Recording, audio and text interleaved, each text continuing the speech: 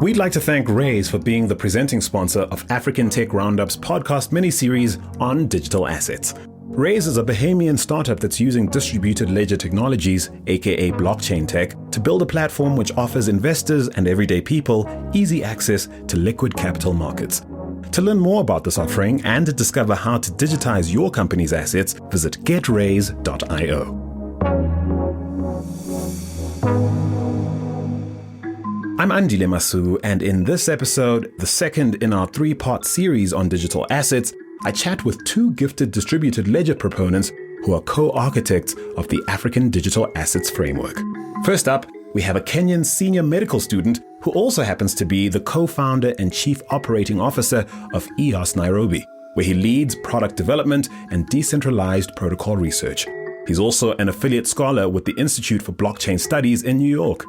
Also on the show is the Bahamian technology and securities lawyer turned founder and CEO of Raise.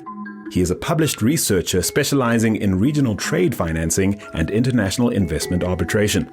He also serves as an advisor to the Africa Blockchain Alliance and the Agentic Group, alongside advising partners such as CoinDesk, MIT, and IBM. Now listen in to broaden your understanding of what constitutes a digital asset and learn why the adoption of a pragmatic Pan-African framework for dealing with digital assets might well be in everyone's best interests. This is an independent African Tech Roundup production. The opinions expressed by me, your host, and those of my guests do not necessarily reflect the opinions of the presenting partner, Raise. Hi, I'm Felix Macharia. I'm the head of operations for EOS Nairobi, a blockchain startup that hosts a node for the EOS blockchain protocol. I'm also the head of community and strategy for Africa Digital Asset Framework. My name is Marvin, originally from the Bahamas. I'm a venture technology and securities lawyer, chief executive officer of Raise, a distributed ledger technology startup based in the Bahamas and Kenya, and strategy and lead at African Digital Asset Foundation and Framework. And Felix and I are co-trustees of the foundation. Welcome to the African Tech Roundup, Felix, and welcome to you, Marvin. Thanks for having me. Thank you. So Marvin, in as much as I said welcome to you as well, I really should say welcome back. This is your second time on the show, man. How you doing? I missed it. This time I'm not in Johannesburg. Yeah, we're actually recording this remotely. A really important topic. We're here to discuss the notion of digital assets with specific reference to how that notion is being framed on the continent and its implications for Africans everywhere in the world. But before we get to that, what's trending in your life, guys? Felix, what's going down, man? We're yet to meet in person, but I kind of feel like I know quite a bit about you because of Marvin and all the conversations I have with him. Yeah. But what's trending? Give our listeners a sense of what your day-to-day in Kenya is like and what's trending right now. So I run a startup in Kenya. It's not easy work, but we do it quite well. Basically, what we do is we host a node for a blockchain protocol called EOS. So on any typical day, it's just to make sure that the node is up and running. But we also do decentralized application development. This basically means applications that are resting on the blockchain technology or protocols, and we develop that. So we are a DApp Development Center. The other thing that we do quite proactively is we do a lot of developer training on how to develop on EOS. So these particular experiences combined, especially around decentralized governance, is what has enabled me to contribute quite actively to ADAF. So we're going to talk a little bit about ADAF later on. ADAF obviously being the African Digital Asset Framework. You guys are primarily on the show to talk us through what's essentially a pretty idealistic but well-written white paper that we're going to get to later. But, Felix, I'm more interested for now to understand how a Kenyan gets involved in this and what was your entree into the space? And maybe while you're at it, what is EOS for those of our listeners who aren't familiar with the jargon? Okay. So how I got into the space was from reading a book back in 2016. It's called Blockchain, A Blueprint for the New Economy by Melanie Swan. So I read the book and it was quite inspiring. Around 2017, got involved in the whole cryptocurrency space. And I just finished a research degree in the University of Nairobi. So I wrote to Melanie and asked her to I do research. I can help you guys because I don't see anybody from Africa. So taking that step, she gave me the job. And that's how I ended up researching a lot around blockchain. So EOS is a blockchain protocol. So most people most likely have heard of Bitcoin or possibly Ethereum. EOS sort of like fits in that category. But it's a technology that you can build anything on. So you can build a digital currency, like there is an EOS token out there.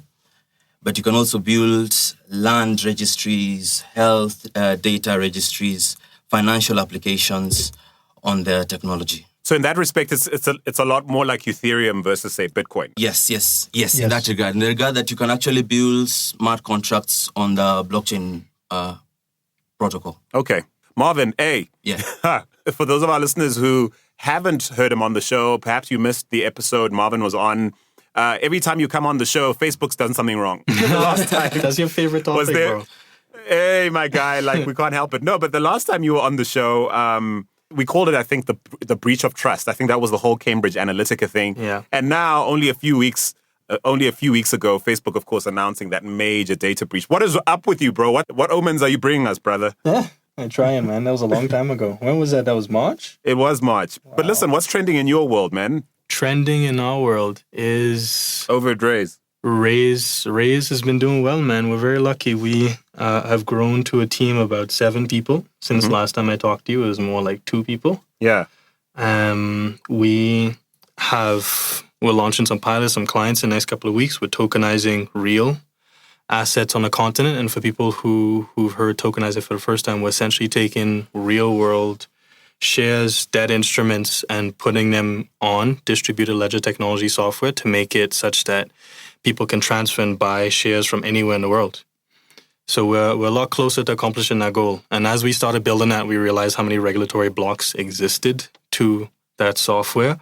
And we also realized the potential to transfer digitized assets anywhere in the world, which means there's a potential to actualize tenets of Pan-African thought. The idea that people of African descent, people in the Pan-African communities around the world could transfer digital assets between each other for the first time.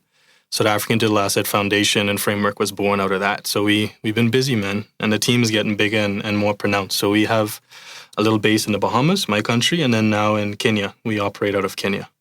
Great. And so how do you see the evolution of how the notion of digital assets is progressing within mainstream African tech ecosystem? How do you see that change? Because I feel like the default definition for most people, I think in the mainstream, even in and outside of the ecosystem, is to think of digital assets within the context of cryptocurrency. But what are you observing given the work you do and given some of the roadblocks you've encountered? We're in the first phase.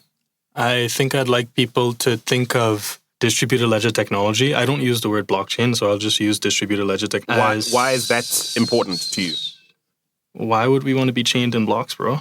Distributed ledger technology, like a blockchain is actually just a distributed ledger. The invention behind a blockchain is the fact that there's a ledger that's distributed and automatically updated across a node of computers. It's not actually a chain of blocks. So the actual proper term is distributed ledger technology. And at the same time, for the African Digital Asset Framework, we use the concept, something called distributed Pan-African economies. The idea that you can have economies of Pan-African communities that share assets, resources, and economic wealth. And we are distributed people. The word diaspora originates from the term scattered, and scattered means distributed. So we're distributed people. So distributed ledger technology kind of fits with our cultural distribution around the world. And Felix, why do you think these definitions matter?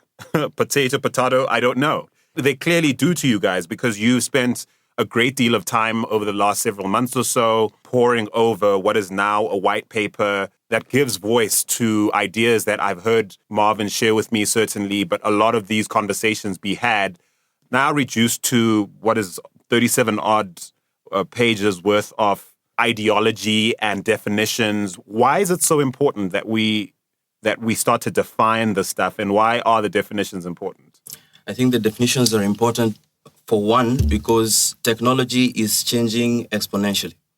So like Marvin has said, why would we want to be locked in blocks. I mean, distributed ledger technologies now are evolving so fast. You'll hear of hash graph, you'll hear of direct acyclic graphs like IOTA and Tangle. So it was very important for us from the beginning to set something that might not be archaic in the next 5 years.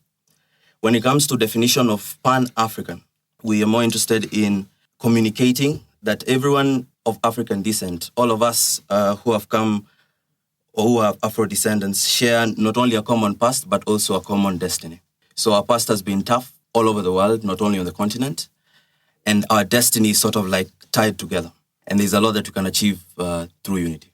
And these definitions, I'll add to that, are very important, Antile, because this distributed ledger technologies and Bitcoin and cryptocurrencies and these digital assets are just the foundation of the fourth industrial revolution, which we are living through right now. We're literally living through an economic revolution, a significant time in human history. And we expect and hope that a lot of people will be looking back at this period of time, just like we look back to the first, second, and third revolution to understand how human history and cultures developed.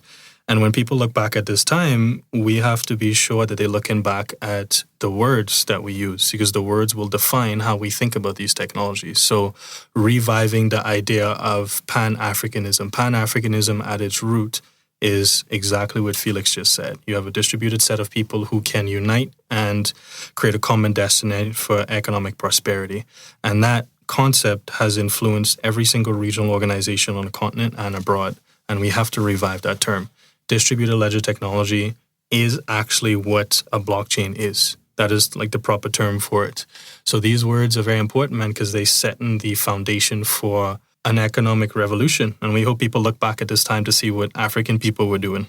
So help me here, guys. I think the current obsession with what I'd consider the first wave of the most high-profile distributed ledger-related applications, I think it's fair to say that cryptocurrency has by far been the most mainstream application that has leveraged those technologies. And I think as a result, there seems to be a challenge in thinking about the notion of a digital asset beyond one that has a co-assigned value and the ability to capture value as well. So if we think about it in the context of every fiat currency out there at the moment, I think it's quite clear in the mind of any economist, any sort of, trader, frankly, almost any man or woman in the street, the value of a dollar or a rand or a shilling, and the notion of how that shilling will either continue to capture value, hold value, or represent a trade or exchange of value. Now, given that, help our listeners broaden their notion of what constitutes an asset. As part of this debate, we have to think about platforms or infrastructure. And a lot of that infrastructure is yet to realize its full potential, in which case none of us can really right now figure out what value it'll add to society or what economic enablement will it provide business and things of that nature. How do we wrap our minds around all of these things, given most people's initial introduction to distributed ledger technologies? So a couple of things there. You're entirely correct. The first wave of distributed ledger technology is cryptocurrencies, an idea of financial payments. Think of Bitcoin as a digital asset. That digital asset is a currency. So right now, I could take out my phone and send any number of dollars represented as Bitcoin to someone's phone anywhere on the other side of the world instantly, securely, and for less than a couple pennies. If I want to do that same transaction using traditional banking infrastructure, it would cost me a lot of money. It would be extremely limited. I probably could only send a couple thousand at a time. And it wouldn't be directly to the person. It would be through some bank account that they then have to go ask for permission to access. Bitcoin is the first most powerful digital asset because it provided such a value proposition to people. Banking structures on the continent and in my country and in countries like ours and communities like ours were never really developed by us. So the idea of having a currency that can transfer anywhere instantly is a significant value proposition, and that's just where we are. It added a significant value to our lives. So the first phase is financial infrastructure, people sending money and people sending financial instruments. But at the very base of it, Bitcoin is just a digital asset. It's a digital asset that allows people to send assets around the world through internet connections. That same technology, distributed ledger technology or blockchain that makes Bitcoin possible, can be used to create other different types of assets. You can take a share instrument, like I said earlier, on a distributed ledger technology software and transfer it just as inexpensively, cheaply, and securely as a Bitcoin. You can take a land title. You can take a vote. You can take an identity. You can take pieces of data. Any asset that people can digitally represent can be transferred using this technology as easily as Bitcoin. So for now, we kind of in that phase, and you asked me earlier about where it's going. We're in that phase of financial instruments for distributed ledger technology, but very soon the entire world is moving towards realizing that this can be used across every single sector that we exist. I would say that we should think about this as a digitization of human behavior. At the very root of human behavior is the transfer of economic value. And the transfer of economic value determines everything. It determines our regulations and laws. It determines how we interact with people. It shapes cultures. It shapes trade patterns. It shapes everything, economic value. So if we are digitizing economic value, by definition, it's a revolution of our current societies. So we would definitely be going towards that. It's just we're almost transitioning towards it, towards the idea that digital assets can be used for anything. And most importantly, they can be accessed by anybody with a cell phone and a mobile device. So Felix, help listeners of ours who are part of the sort of traditional capitalist system here on the continent, who struggle with how do we put a value to what we're talking about right now? I mean, these are people who are nervous or skittish about the notion of cryptocurrency because, let's be fair, it does require the buy-in to a story or an ideology, a set of values, and then it also requires society to sort of cooperatively determine an assigning of value or come to a consensus on the assigning of a value for something like a currency to exist or have inherent value of any kind, right? And so that makes people nervous because they're like, listen, gold I get, this cryptocurrency stuff I don't, but I feel perhaps the conversation also needs to move towards thinking about the infrastructure. So in your context, how would you go about explaining to a traditional capitalist here on the continent the value of a platform, which is, again, a digital asset of another kind, like EOS? The point I will be making will be digital assets need to rest on secure technology. So it can be a representation of assets that are in the real world, diamonds, real money, gold, houses, companies, and so on. The only issue is current infrastructure right now, like the internet, does not allow us to exchange these assets securely, transparently, faster. So we have issues around the transfer of intangible assets. We live in a world today where banks are hacked every other day. They will be the greatest beneficiaries of this technology. So what we're saying is we can take assets that are in the real world and have a digital representation of those assets that is safe. And if you think about that, it works with the definition of an asset, which is that an asset must be rare, an asset should be fungible. If everyone had gold, it wouldn't have the quality that it currently has. So how do you stop people from creating assets that end up being all over the place, like the fraud we hear around? Can I interrupt you and just say, Felix, So would this it be is right? just a Would it be technology. right to compare Yes. that infrastructure you're describing to how difficult it might have been to describe the asset that is the mobile telco network MTN has under its control currently, and how difficult that might have been to describe to an individual who'd never seen a smartphone or a phone of any kind? Is that kind of where you're getting at? Yes, that's really it. Because at the beginning of mobile networks, I don't think people saw the value in these networks. And these networks have benefited from something called network effects. There are a lot of people who can exchange value on one platform. So blockchain and other distributed ledger technologies take this and blow it up on a global scale. So for something like EOS, we can be able to interact with somebody in Ukraine. I can be able to transfer assets today to somebody in US with minimal fees. It is fast, it is secure.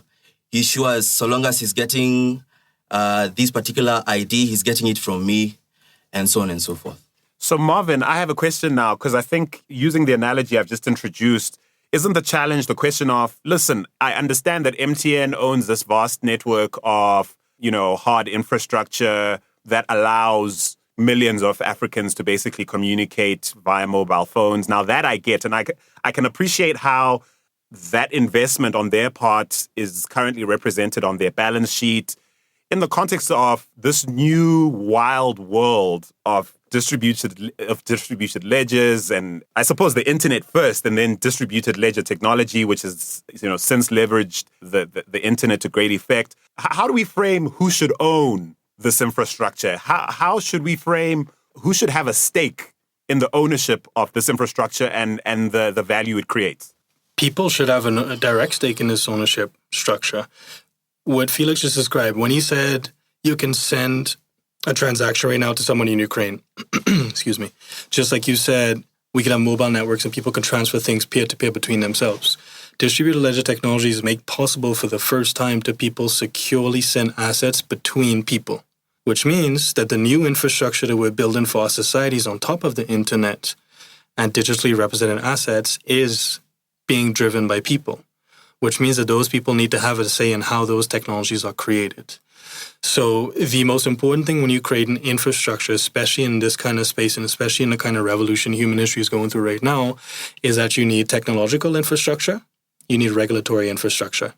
When I mentioned earlier that economic value determines everything about our societies, it also determines the entire legal systems we've built, which means that technological infrastructure needs to be accompanied by regulatory infrastructure. And people should be involved in creating both of those. Around the world, in distributed ledger technology industries around the world, you have tons of companies, just like Felix's companies, just like ours. We're creating technological infrastructure and regulatory infrastructure. At the same time we're building our technologies, we're advancing open source, available guidelines and resources for how these technologies work. Because we can't just build technology in silos. These things have to be built for people, and people should be involved in building those technologies as well. So the new infrastructure you build in is people-driven. And the advantage that presents for Pan-African communities is that our people are distributed over the entire world. Just like Felix can send an asset between Kenya and Ukraine, I can send an asset between Kenya and the Bahamas, my country, instantly. That is transformational. Because now you could have people who have similar cultures, similar backgrounds, had similar colonial histories that created similar societies, who can now interact with each other economically. And if that's possible, and if we're living through a world right now where you have more media available out of the African continent, you have more of a resurgence of the culture of Afrofuturism, which is the binding of Pan-African communities. You have the social and political and cultural barriers that are being reduced between people on the continent and in the diaspora to make it possible for economic exchange. And that's people-driven. The new infrastructure should be driven by people, especially in our communities. So you're a proponent for this, crowdsourced, highly democratized dispensation that I kind of buy into, I think, in many respects. But I have heard skeptics suggest that a lot of the biggest, most impactful technological innovations of the postmodern era have been linked to proprietary activities. I mean, even the internet, we have the EOS sort of military to thank for getting that going, in a sense. And I suppose the question, I've heard skeptics put out is, how viable is this ideological dispensation you're proposing, given, how well capitalism has delivered on giving us Apple and Amazon and Google and Facebook and some of the things people might point to as important innovations that have been built on the internet. How is this not going to upend everything we've come to appreciate in modern living? It's not mutually exclusive. So let me be clear. Like when we are advocating for people-driven standards for democratizing people, creating standards for technological and regulatory standards for digital assets and a digital economy. That doesn't mean that people cannot create proprietary software. The only reason Bitcoin and distributed ledger technologies exist because they were made open source software that people could build on top of and improve, and people were incentivized to improve it. This is the same case. You can build infrastructure for Pan-African communities. You can build infrastructure using decentralized protocols like EOS, and then people can take those open source resources and build their own versions, proprietary or not. So similarly, for example, you can have regulations that are built between different groups, companies, private and public sector, that are jurisdiction agnostic, that a company in Zimbabwe or regulated in Ghana can take and customize to their own situations in their countries and their communities. And there's nothing wrong with that being proprietary. But the idea is that that resource developed to be jurisdiction agnostic, if it's customized to Ghana or Zimbabwe, is still tied to a jurisdiction agnostic resource that's created, in this case, in mind to create economic prosperity for Pan-African communities. So there's nothing wrong with proprietary, quite the opposite. Like people should still continue to develop these technologies because they lead to innovation, like you're saying. But there needs to be open resources that are built by communities of people that want to build them to share those resources, because that's how digital economies have thrived around the world. We should take the same approach because it works. To the point you're making, we're starting to see many, many big brands in the financial services industry and outside of it start to create blockchains of their own, for example, or dib-dabble with what they can build on top of things like Ethereum, for example. And I suppose I like what you're saying. I think often for traditional thinkers within our sort of socioeconomic sphere, it's a zero-sum game, because a lot of the rhetoric around digital assets seems to be rooted in a fundamental distrust in governments and institutions and this desire to see them get disrupted. What have you found, Felix, around that? Not necessarily true. So the way I look at blockchain technology is it's a technology in human evolution. It's just a betterment of the internet. It's not necessarily here to disrupt forces or disrupt governments. It's just here to build a better world for all of us.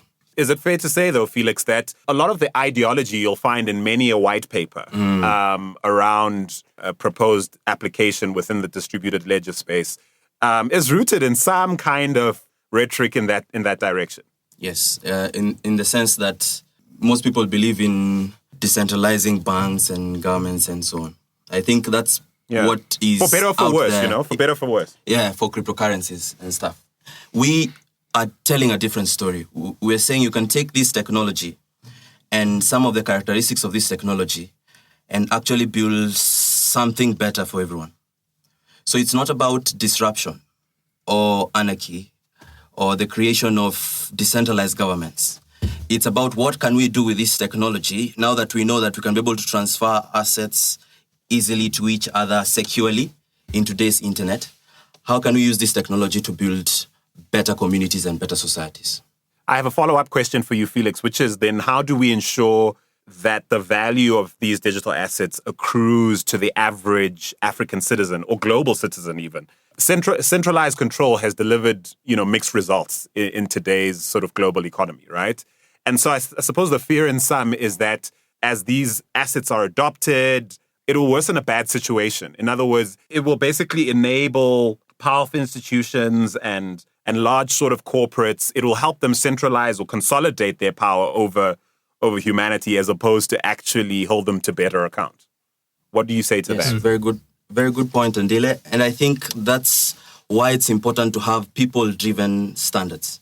Because once you have people-driven standards, people can be able to see wealth inequality. They can be able to see problems in the environment and suggest standards that can be able to level the playing field.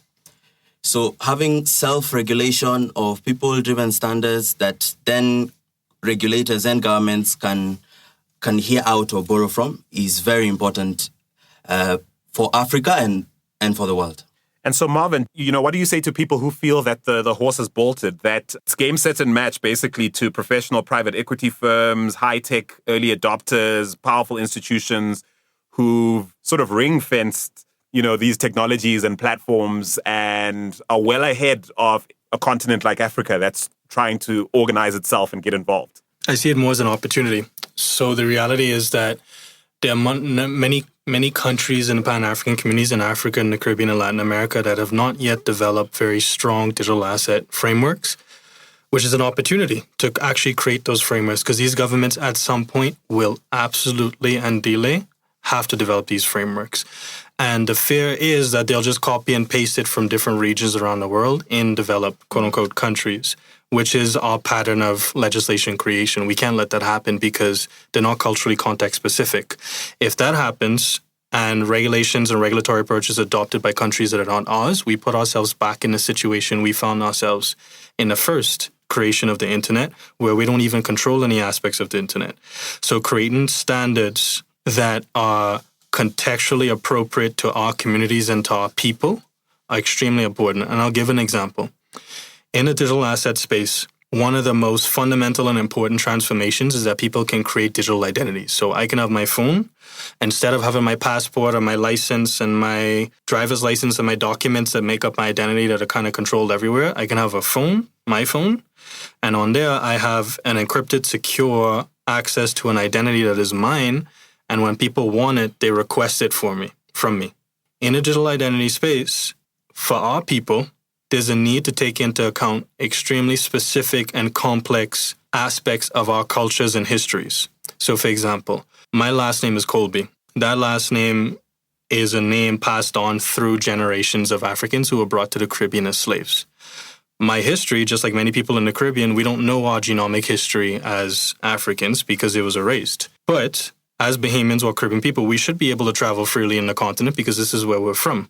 But if you build a digital identity solution on my phone and I arrive to the Ghanaian border, to the Kenyan border, to the South African border, that digital identity in this world in the next 5-10 years needs to take into account or have something built into it that says Coleby is the last name that was passed through generations of Africans who were brought here. This is the genomic studies that inform that application being built.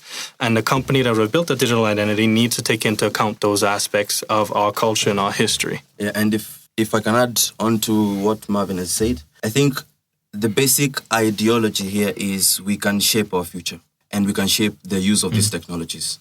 So we benefit very little from either worrying or being cynical about the centralization of technologies in general. And we benefit more when we think about how can these technologies be used better. And that is why these standards cannot come from centralized structures. They can only come from the people and come through open source principles. Wow. So the use case Marvin made and your comment now, Felix, are a great segue into, discussing the framework that you are both putting forward here and inviting the rest of the Pan-African community to contribute towards. I want to challenge the very idea of needing a framework, because it kind of seems in opposition to the whole ideal of democratization. Is it not comparable in some way to the calls we're seeing from various quarters to regulate the internet? And then, of course, there are people who worry that as this process progresses, there's a danger of governments or powerful institutions hijacking this process. What would you guys say to that? There is absolutely a need for frameworks. The last thing we want to do is develop a bunch of technologies and those technologies be shut down. Digital assets don't know what a border is. They don't know if they're in Ukraine. They don't know if they're in Kenya. They don't know if they're in the Bahamas or Canada. They're borderless. If you have countries who are right next to each other that develop different regimes for digital assets, that means that the people within those countries can't freely trade between each other. And that's a problem. The opportunity is if you sync those rules between Ukraine, Kenya, South Africa, Bahamas, and Canada, those digital assets could move and have the same legal categorization between those different countries. If that does not happen and there's rules that are different between the two, you literally prevent the people from trading between each other. So building in technologies is possible. Like a digital asset, we can build we've built that move between those jurisdictions. That's not a problem.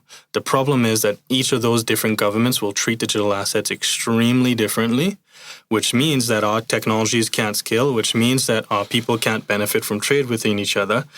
And that means that there's a need for frameworks, because we can't just build technology, we have to build regulation. They need to be built together, because this is an economic revolution that is both technological and regulatory.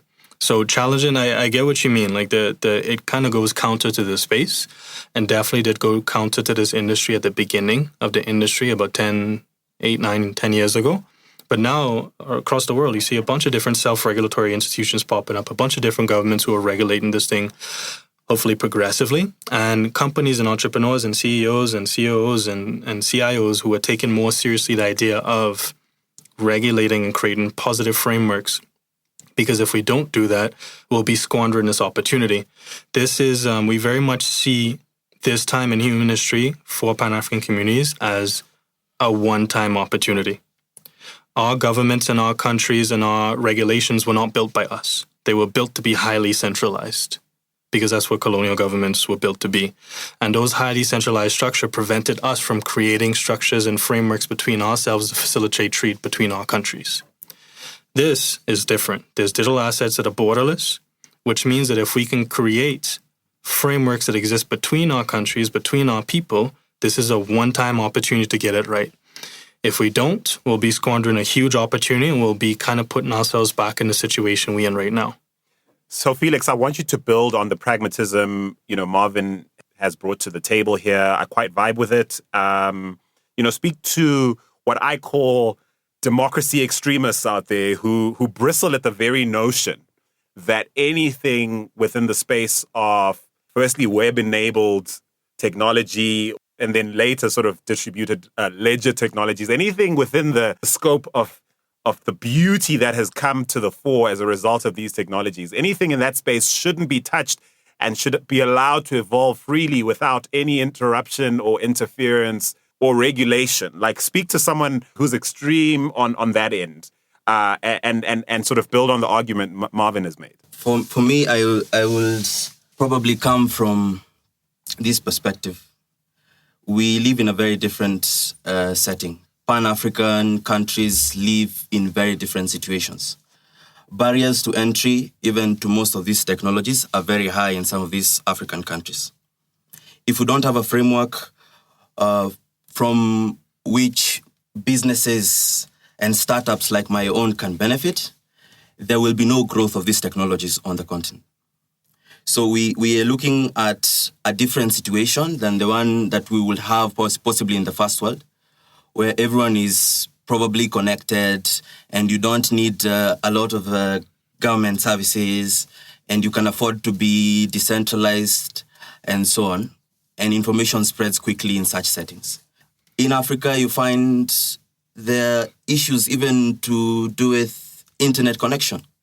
So if you're going to benefit from distributed ledger technologies, AI, IoT, drones, and so on, we need to come up with frameworks that people can be able to plug into quite quickly. And that's why I'm saying Pan-Africa and the peoples of African descent have to shape their own destiny when it comes to these technologies. Marvin, please flesh out what the future might look like if we ignore everything you guys have said. Let's assume we don't even give this conversation a chance. Forget this framework. On one side of the spectrum, you have governments and institutions and legacy institutions that just say, you know what, we like the way things are, and we'll let the trends be set abroad, and we'll adopt what we need as and when. And then on the other end of the spectrum is, the sort of quote unquote democracy extremists, I call them, who go, don't touch anything, don't touch anything. And let's imagine that we just proceed in this manner. Give us a sense of what 15 years from now the world might look like for the average African citizen. The reality is that whether there's an open source approach or not, that the fourth industrial revolution is going to bring a lot of pain to a lot of people. Automation, people are going to lose jobs. It's just going to be chaos for a lot of different people. There is a pocket that exists that we can create that determines our own destiny, like Felix just rightly said. If we don't create that pocket, we'll be significantly accelerating what we go through right now, which is that a lot of our countries don't control anything related to the internet or digital technologies and economies. Our data is being siphoned off from our countries extremely quickly. People don't control it. We'll be putting ourselves even worse in a situation because in 15 years, the reality is that the fourth industrial revolution will bring a lot of pain to a lot of people. And if we don't do this, we will bring even more pain to ourselves when we could have alleviated that pain for future generations. If there is an approach that creates a way for Pan-African communities around the world to trade directly with each other, we would be creating a pocket of change for our people. If we don't create that opportunity, we'll be creating a ditch for ourselves, to be honest. Like, it's just economically, we would just be shooting ourselves in the foot. If we create those bonds, we could be significantly transforming the future of African people and generations across the entire world. We have distributed a network of people of 100, there's estimates 140 million people in the diaspora, definitely probably more. If you unite those people with people on the African continent, you create significant economic change for anybody that is a part of those digital trade networks. And that could transform the future of what our communities and economies could look like for our children. Felix, I'm going to ask you the same question, but I want you to keep it specific to Kenya. What does Kenya look like? If this discussion ends here and we go, let's just see what happens. In 15 years, what does Kenya look like? I think it's going to be a bleak future if we don't address these issues almost immediately. One of the things I'm looking at, of course, is population growth in Africa. We need to create about 25 million jobs by 2025. Our populations by 2100, if everything goes well, will make up 40% of the world's population. Almost half of the world will be from Africa, of one of the Pan-African countries. If we don't start thinking about how we can have an entrepreneur in Togo create opportunities for an employee in Kenya, or an entrepreneur in Tanzania create an opportunity for somebody in Chad, we'll be in a lot of trouble. I think African governments have begun thinking about it, and that's why they came and signed the Africa Free Continental Trade Area Agreement. It's just that we probably need better tools, and distributed ledger technologies are better tools when it comes to achieving these particular goals faster. Because no one is resting in the rest of the world. Everyone wants to conquer Africa. Everyone wants to give us free internet so that they can mine our data, they can surveil our activities, and so on. If we don't start setting the right frameworks for Africa, it's probably going to be a bleaker future than most people imagine. So Adela, I think the fusion of the two things we're saying is that we face in significant amounts of obstacles in the future as well as in our past. Our past is rooted in obstacles, but our past is also rooted in opportunity way before those obstacles existed. So we have two options. Either we let the obstacles happen or we take this opportunity. There's two options. And the opportunity is obviously the better option that we're going to continue fighting for, because that's what our generation is here for, man. Like the African Union, all these regional organizations were created by people who knew that Pan-African unity was extremely important to economic prosperity for our people. It didn't shut off trade with the outside world. It wasn't meant to be against anybody else. It was meant to unite people who were similar and were scattered around the world. When you read the constitutive documents of the African Union and African Development Bank and all these institutions, at their root, they say they exist for African nations and the peoples of Africa. They created the tools that we can now build on in the technological age to make those things possible for the first time. Our governments have a hard time functioning. They need help. They need our help because it's just a new generation and we need to support them. And these kind of resources, these kind of tools, these technological and legal standards created by people can support them to create policies that help us as people.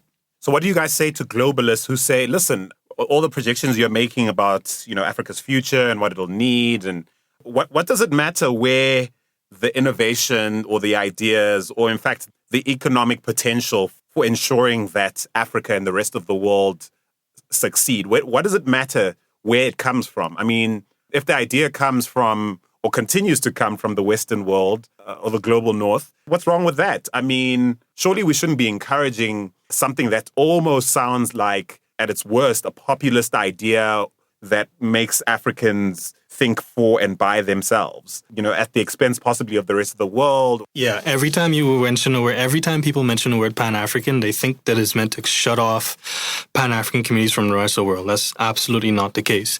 Africa and the continent is an extremely important part of human history. Like communities around the world, countries around the world, societies around the world would not have survived and built themselves if it not was for Africa.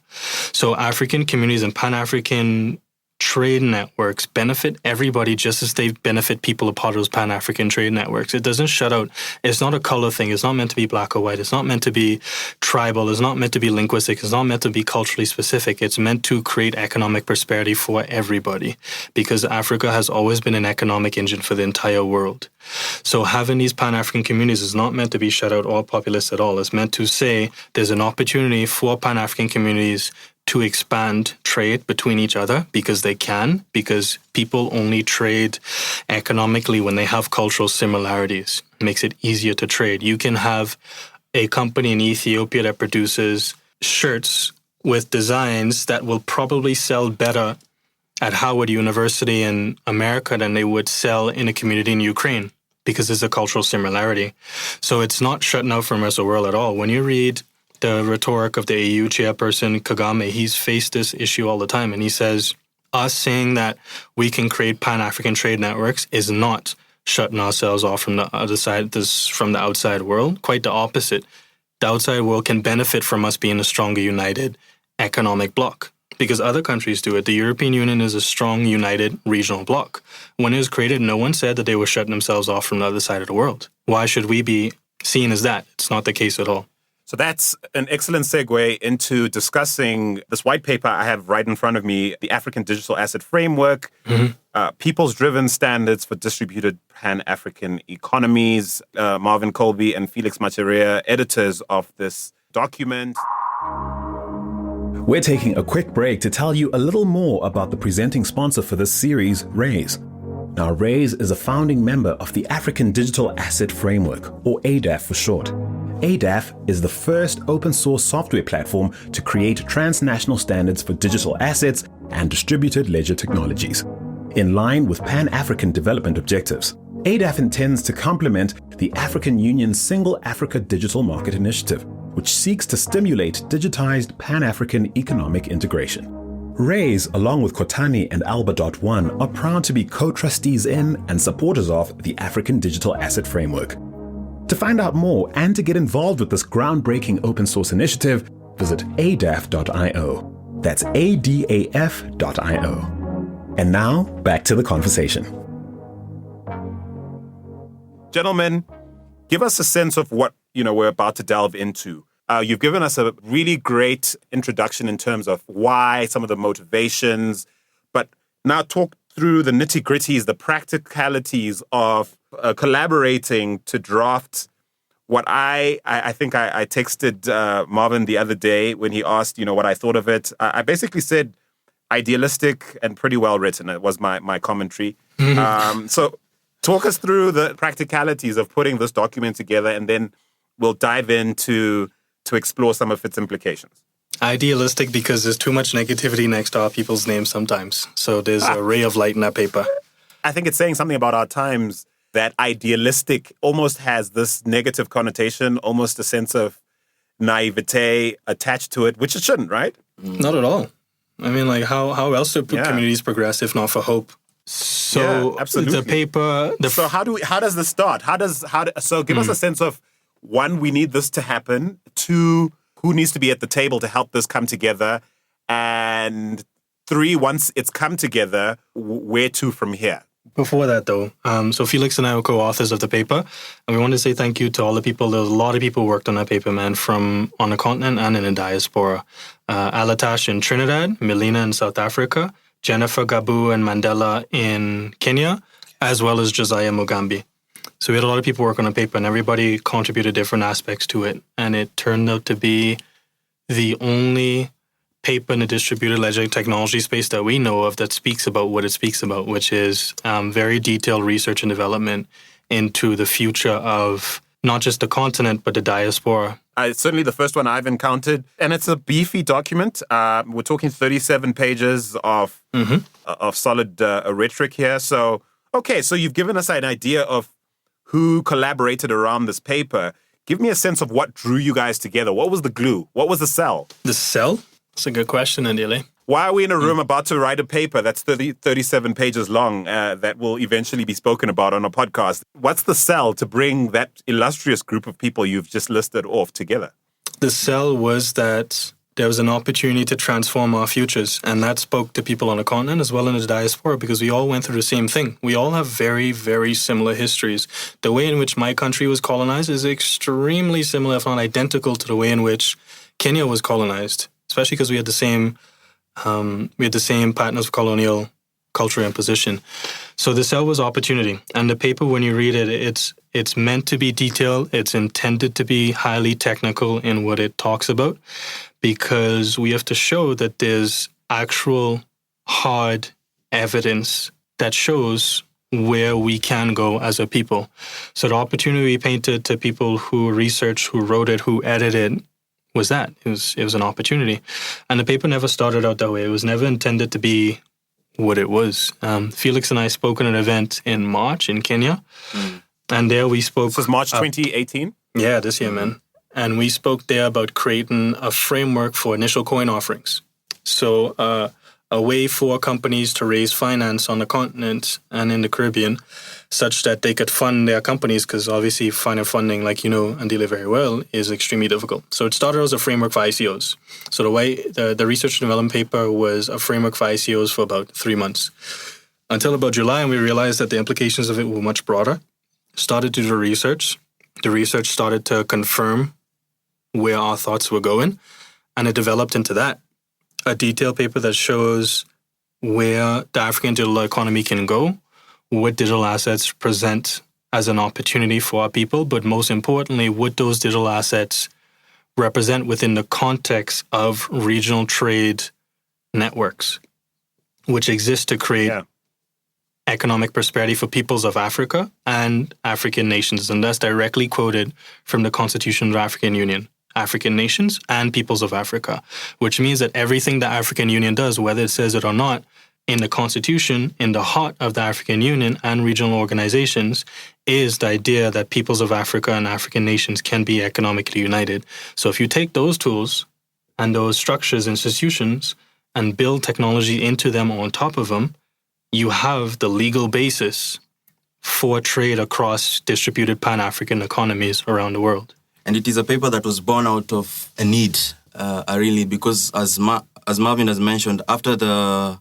particular event, we had a meeting with several organizations in the space, in the digital asset space. And we realized that most of these organizations are facing issues to do with regulation, issues to do with... What kind of organizations are we talking about, Felix? So we're talking about blockchain startups, everyone from payments to people trying to build health data on blockchain technology. All of them had come for the event. So we realized we sort of like face the same problems around regulation, developer training, and so on. And there was a need to develop standards and share these standards with governments all across Africa and beyond Africa into the diaspora, and see if then we can be able to build a Pan-African digital economy that allows value exchange. Yeah, right after we spoke to those companies, we realized that a lot of different governments in our communities had not yet created frameworks. And we didn't see that as a problem. We saw it as an opportunity. The opportunity was to create resources that they could just take, that resources that were highly researched and specifically developed with Pan-African thought, theory, economic communities and cultures in mind, that they could just take and adapt to their situation. So an opportunity to unite those governments as opposed to divide them. So guys, I have a question. I mean, when one thinks of like economics 101, when you think of capitalism, is it not built on the notion of sort of exploiting inefficiency? You guys are introducing a story that, in my view, puts forward a very efficient, upstanding idea of how to turn Africa into a hyper-functional digital economy.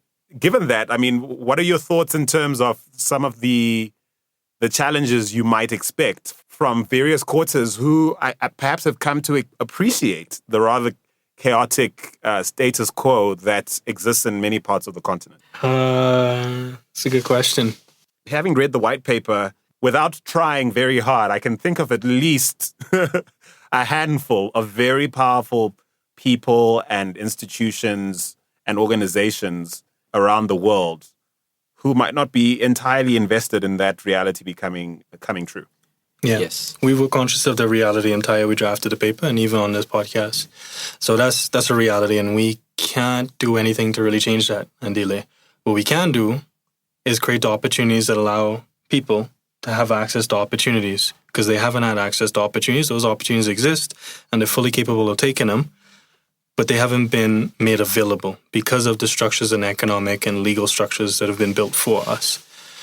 So there's that reality, but we have another reality. Like Felix said earlier in the show, we choose to look towards the future and opportunity, because the reality of these things that bind us and the obstacles that existed before and still exist, they're around. The engineered frictions, I call them. Mm-hmm. Engineered frictions. They've been around for a while, man. Like my degree in undergrad was on post-colonial cultural theory, and I spent 4 years talking about them. At the end of my 4 years, I had done enough about them as I did in my first year, because I just spent time talking about them. They exist, and they will always exist, but we see them as an opportunity. What you just mentioned, these structures of institutions and people that have gotten accustomed to the chaotic nature and division of our communities exist.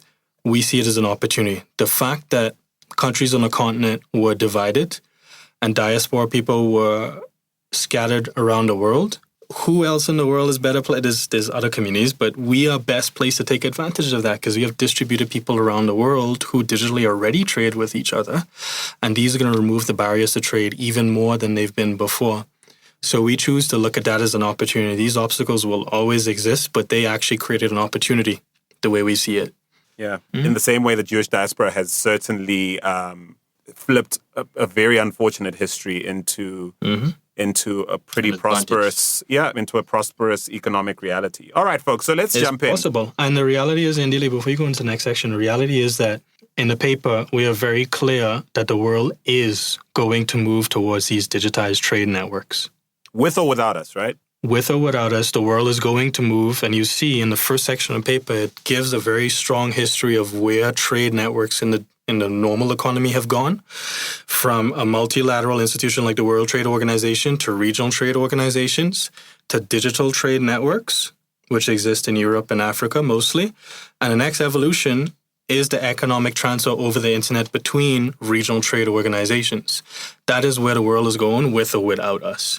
You have distributed people all over the world. The Chinese, the Jewish people, communities, like you said, they exist in distributed communities and they already trade with each other. And it's only natural that our economies and trade patterns show that we are moving towards this anyway, which is why we paint it as either an obstacle, an opportunity. Either we do it or we don't. What you've just described, I consider the first pillar in what I see as a 3-pillar foundation for this dispensation you guys are putting forward, the idea of digital trade networks as a natural evolution from what we've seen before.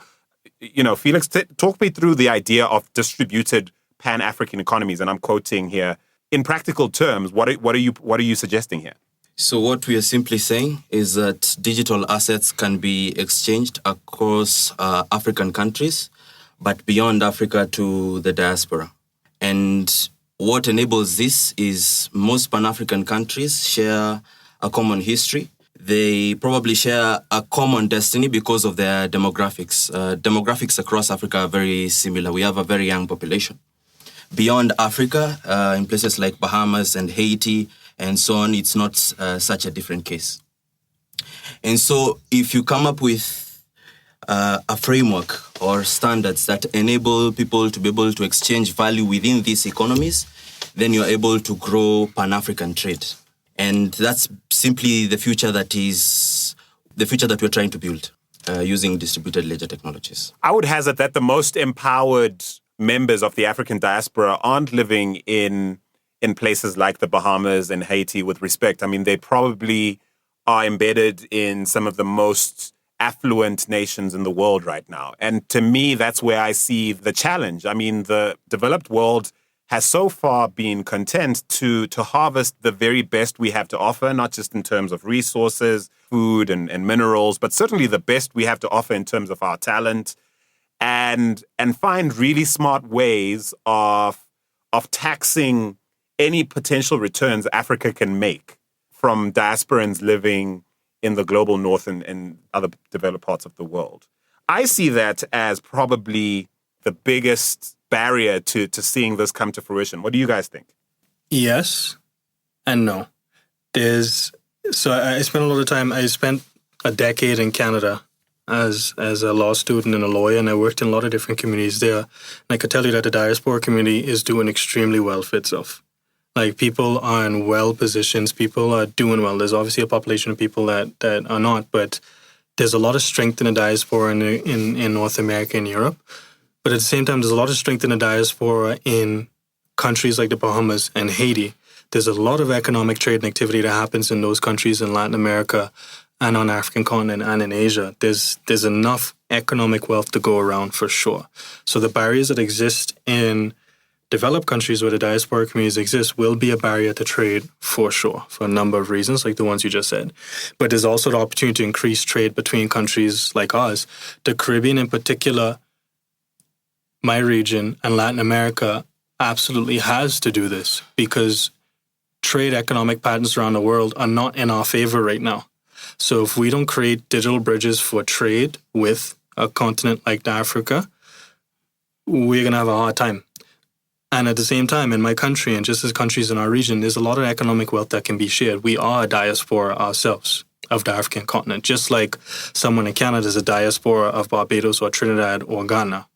We are also a diaspora, and there's a lot of economic wealth that can be happen between those networks. So the way we almost see it is almost like, imagine an asset moving from Kenya to South Africa to someone in the Bahamas to Canada and back to Ghana.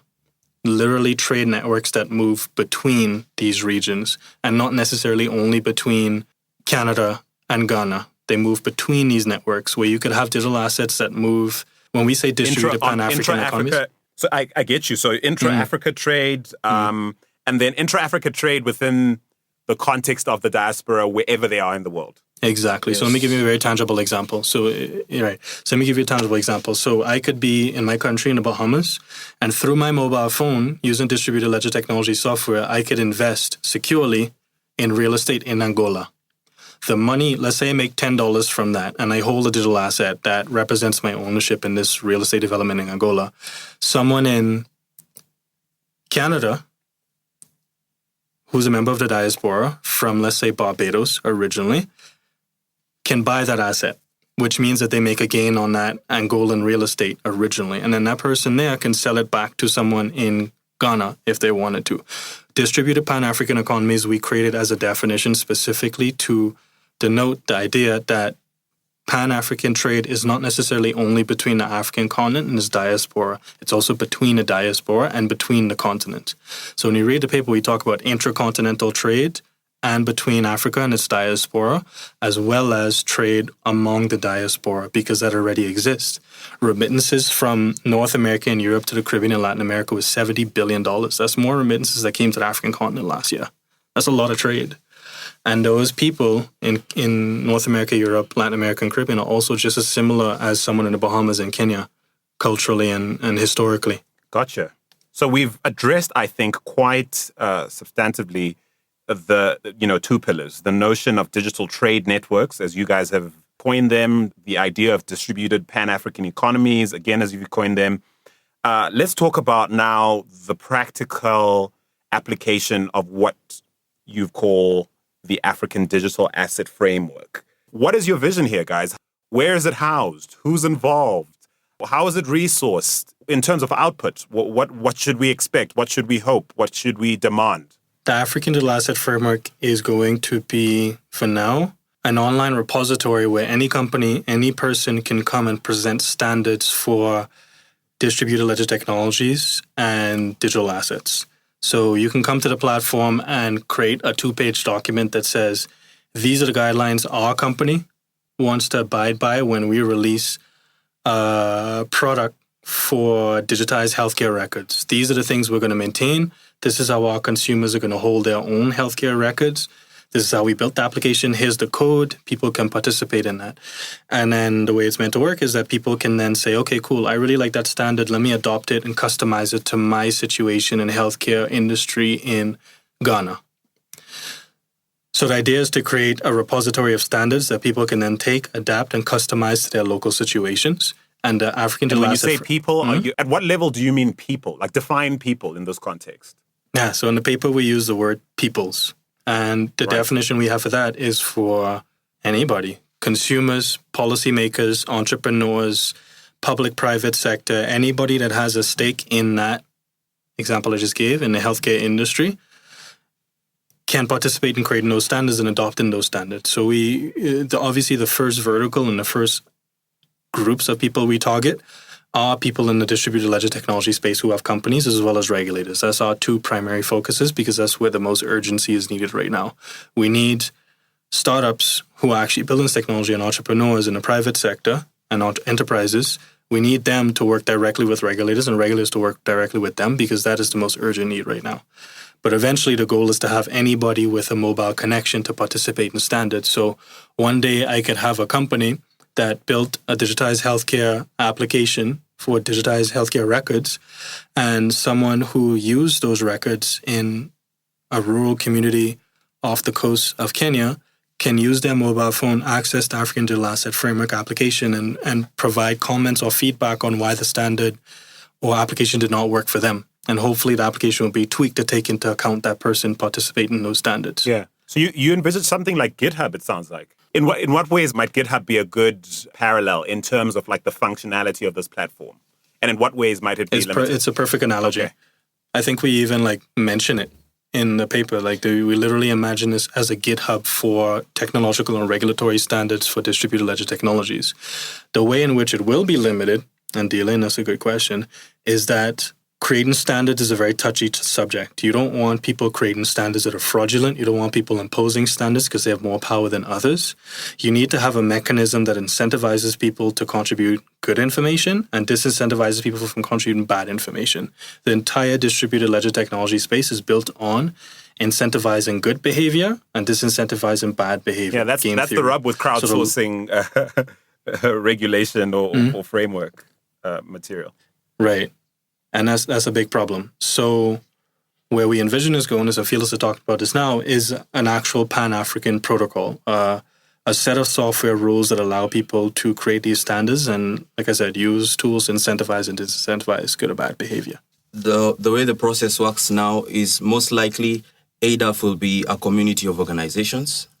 And once a particular organization makes a proposal of a standard around innovation hubs, around protocols, around initial coin offerings. Other organizations which are part of ADAF and which might be sort of like stakeholders within those particular industries and needing those standards will back a proposal. And depending on how many organizations back a particular proposal, the results will be on the open website or web platform that will be launching. So you can see this particular standard is being used by 68% of organizations in Africa. This particular standard is being used by 37% of organizations in Africa. What ends up happening is you have a set of standards or resources that can be used by regulators, that can be used by companies, that can be used by people to be able to set up distributed ledger technologies and distributed ledger technology companies on the continent.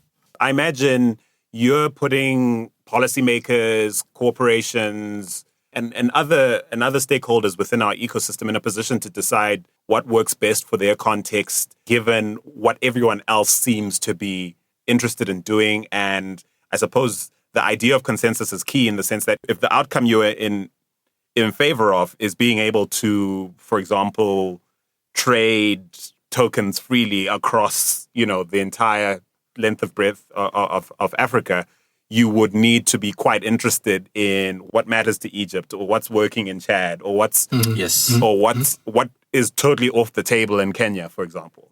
Am I right in thinking about this that way? You're entirely correct. You're very correct. So you're entirely correct. One good example, again, is digital identity. One of the first standards we are working with the community on is creating digital identity standards that is built to be Pan-African. So ADAF's role as an organization is to support and maintain this platform, but is meant to be infrastructure for anybody to build and contribute to. And the second role is that it's a research and development organization. So we contribute to research and things that are built for us by us.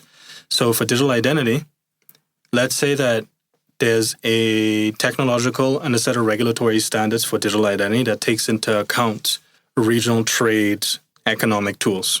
And they take into account Pan-African cultures and history.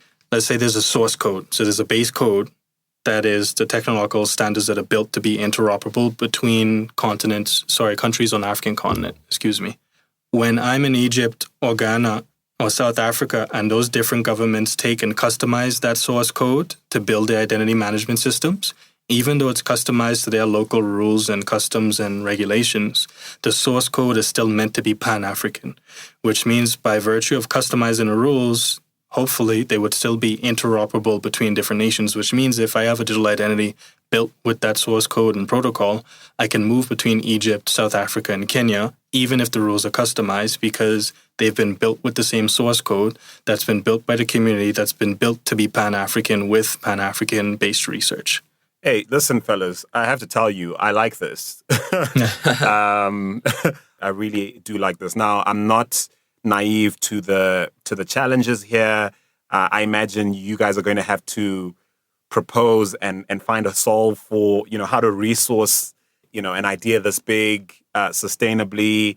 I can already start to see, disagreements starting to form around what's working here. I can see the various existing agencies and organizations and institutions on our continent butting heads for supremacy around, who gets to shout the loudest and perhaps not being quite comfortable with the notion of, sharing an equal footing with pretty much every stakeholder, regardless how big or well-resourced they might be. I can see, accessibility issues given Africa continuing to be behind the curve in terms of the adoption of the internet, never mind distributed ledger technologies, never mind, education, never mind financial literacy. I can also see challenges around the basic idea of why should I get involved? Like incentive, what's your pitch to a Thomson Reuters, to an EcoBank, to an ABSA, or to a Consensus, to an everyday jabu like Andile? Like, why should we be involved? Why should I participate? Why should I dedicate organizational and economic resources to resourcing a future I may not be a part of? I might not be, CEO at company X by the time this future comes rolling in. Why should I care? I say all of this to say, despite all that, I still dig it. And I'm still hopeful. And I suppose I have to share that because I don't want our listeners to think, I'm not applying the standard I try and apply to pretty much every conversation we have. Oversimplification is the enemy here. And I'm not suggesting for 1 second that there isn't complexity, even unaddressed complexity, even within this white paper. But I am saying I think there's plenty here to serve as DNA for what I hope will turn into something quite amazing. I guess all of that to say that. Even if 10% of this worked, it's certainly worth the months of effort that the team you guys have assembled so far have put into it. And it's certainly well worth the read for anybody who cares about where the stuff is going. Certainly an essential read for anyone tasked with policy making, regulation. But I don't think they should leave it at that. Perhaps in closing, I'll give you guys the opportunity to make a call to action. Aside from reading this white paper, what are you hoping to spark with this white paper going into the world? Before we answer that, we want to be clear that the African Digital Asset Framework focuses now on digital assets and distributed ledger technology. And the idea and vision, is to create open source standards to support the creation of those standards. But the model and the way we're building this technology is to be extendable to all other technologies in the fourth industrial revolution. That means drones, artificial intelligence, machine learning, any technology is going to happen. The same model can be applied. We're starting off with digital assets and distributed ledger technologies because they are foundational to economic value transfer, which is foundational to human societal interaction, which means we have to start here. And that is the biggest opportunity. So we want to be clear about that. And And to answer your question, And you say that, I suppose, to give everyone a heads up. Listen, this is just the beginning. this is just a start. But this is where we had to start. Because if we don't create a way for people to transfer economic value in a world where technologies are going to be evolving rapidly and they don't have their own economic freedom, we're not creating a future for people. So we have to start here. So yes, this is intended to be just a start, and it's intended to be infrastructure for Pan-African digital economy around the world. Okay. So Felix, tell us, what are you hoping this will spark in a practical sort of next steps situation? What do you want Africa to do? Yeah. So my call to action will be first to make everyone understand that this is a first step, that we have considered most of these problems. We have looked at the opportunity. We have done research around the opportunity. We have seen there is an opportunity and there is a way to actually get to that opportunity. We know there are a couple of challenges, and that's why even in the governance structure of ADAF, we have tried to be open. We have tried to have tools like linking and double linking that enable consensus. And we know that member organizations are busy. So if you're a member organization and you're wondering, how can I contribute to ADAF's work? My first advice will be to read the white paper and also to check out proposals that will be coming out on the site. Because this is your greatest opportunity as a member organization to be able to effect standards, for one, and secondly, to be able to have these standards go on to become regulation or law in your country. One of the things that ADAF is doing very proactively is working with the AU and the Africa Development Bank, because we understand that we can't leave these people out of the conversation. Secondly, if you're an entrepreneur, you're a blockchain guy out there, or you are in distributed ledger technologies, and probably in these other technologies for the fourth industrial revolution, same thing. Read the white paper, check out the proposals on the site. If you can be able to register yourself or register your organization and propose a particular thing that you like to be seen on the continent, this is your opportunity to do so. On top of exactly what Felix is saying is that a lot of us are in this technology and in this space because we recognize the transformative potential it has for people. And a lot of us are very eager to contribute to standards that facilitate that. So we have ambassadors, and we've clearly selected ambassadors who represent the African Development Bank, who represent the African Union Infrastructure and Energy Commission, who represent the Republic of Mauritius, Kenya, and a couple different other government representatives, because we want to give people confidence that these standards will eventually become standards adopted by actual countries, which is why, like Felix said, we thought it was very important to work with regional organizations because they have the power to implement these standards regionally. We meet monthly with in Addis Ababa with the African Union about this project, and there's an opportunity to actually really create standards. So reading the research and development paper is probably the first step. There's a shorter version, ideally. It's 8 pages, so it's fine. And I challenge you to go the full distance, everybody. But I totally take your point, and I love how you're bossing it right now, because it's like, listen, all people need to do is just spend some time to see who's already involved, who's come on board as an ambassador. You know, a lot of brand names you'll recognize, multinational organizations based here on the continent and outside of it who have an interest in what's brewing here. I have to say, it was quite important to us, even as we partnered with Raise in highlighting the growing need for education in the area of digital assets. Was really quite important for us to sense that this wasn't one organization or one sort of really driven idealistic individual, or even 3 or 4. Kudos to the whole team behind ADAF, to all the individuals involved. Big, high 10 to you, Marvin, and Felix, for making yourselves available, yourselves and your organizations and your organizational resource available to make this something we all can sit down and talk about in real terms. So congratulations to you both. I sense that, I have to override my sense to keep this conversation going, because the point really isn't to be exhaustive here. The point really is to start a conversation that we have no doubt will continue long past this particular podcast and even the series we're recording. And so with that said, I have to thank you first, Felix Macharia, and of course, thank you, Marvin, Coleby, for both being on the show and for being part of this series. Thank you, Ndile. And we would like to say thank you to a lot of people who work actively on the project as we sit in this studio.